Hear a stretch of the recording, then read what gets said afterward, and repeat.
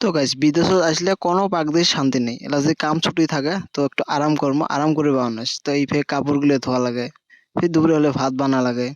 তো hello guys, কি তোমার ঠিক তো থাকতে লাগবে, যেহেতু তোমরা আমার ফ্যামিলি মেম্বার। তো আজকে কাম না আসল দেই তো কম্বল টম্বল গুলো দিয়ে দিছুম, কাপড় টাপড় দিয়ে দিছুম। তো একটু মানে চিপি দিয়েছুম, তো এটি মানে খুব ঠান্ডা, যদি না শুকায় তাহলে রাইতে করুম খুব ঠান্ডা হওয়া লাগবে, তার জন্য চিপি দিয়ে আসুন। তো কি করিম নাহলে, তো এই পেয়ে দিছুম প্যান নাড়ি, তো প্যান অটোমেটিক শুকিয়ে গেছে। তো কারণ প্যান গুলো পাতলা টক করে শুকিয়ে যায়, তো কম্বলটা শুকিয়ে নিয়ে এলো, তো শুকাইলে তুলে নিয়ে যাম আর কি। তো এই পেয়ে আমার হাউস, মানে আমরা এটা থাকি।